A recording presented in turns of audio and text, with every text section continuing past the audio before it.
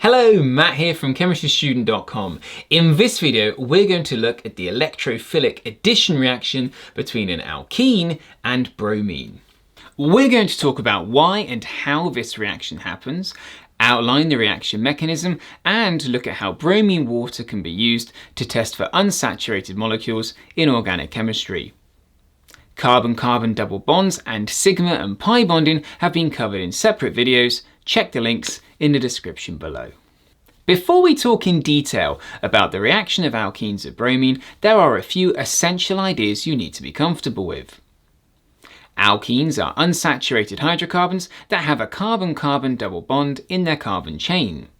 Unsaturated means new groups or atoms can be added to the molecule. Essentially, not all the carbon atoms are bonded to each other by single bonds. There are double or even triple carbon bonds present. The carbon-carbon double bond is made up of a sigma bond and pi bond, with the pi bond being weaker than the sigma bond. This weaker pi bond has a low bond enthalpy, making it quite easy to break, and this gives alkenes a relatively high reactivity. A polar bond or molecule arises when electrons aren't evenly distributed between bonded atoms. One atom will have more electron density around it than the other, giving it a partial negative charge. The atom with a less electron density around it will have a partial positive charge.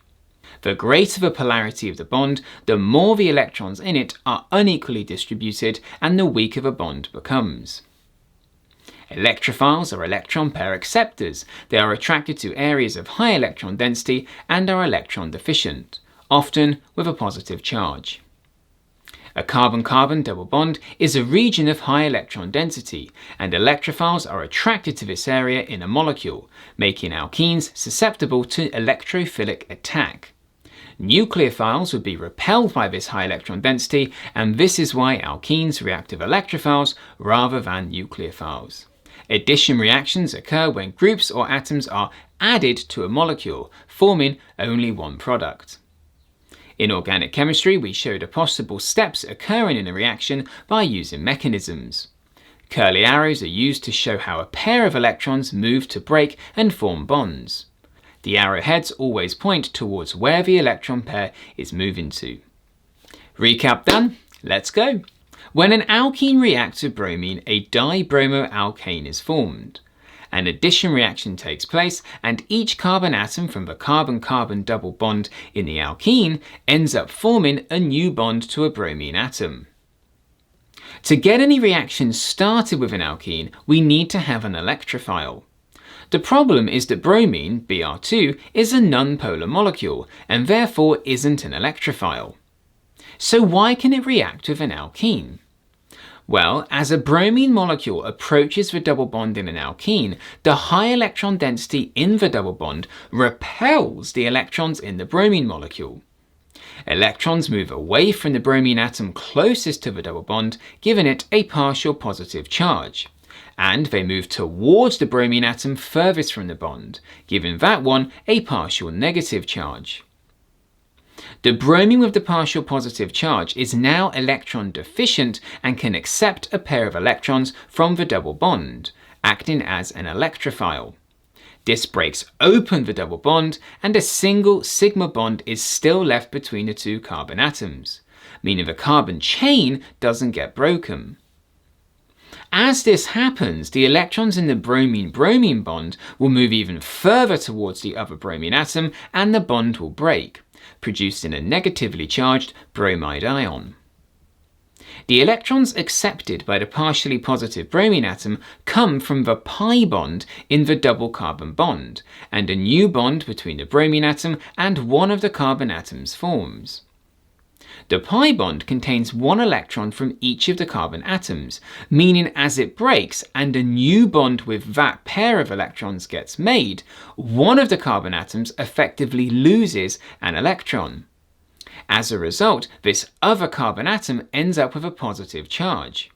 This forms a carbocation, an ion that contains a carbon atom with a positive charge.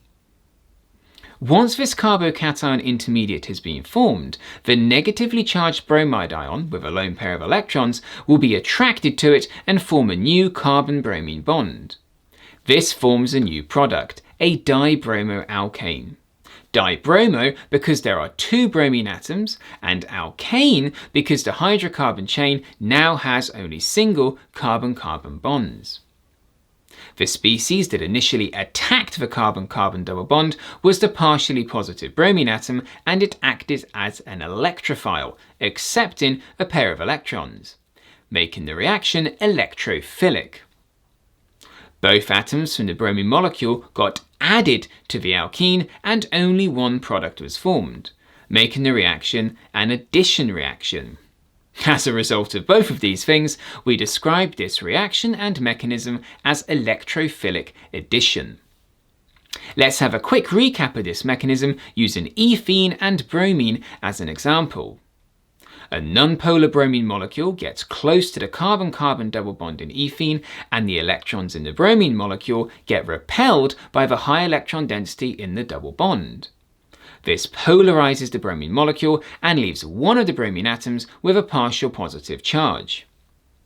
This partially positive bromine is able to act as an electrophile and accepts a pair of electrons from the pi bond in the double bond in ethene, and a new bond gets formed between one of the double bonded carbon atoms and the bromine atom. This forces the carbon-carbon double bond to break, with the other carbon atom ending up with a positive charge.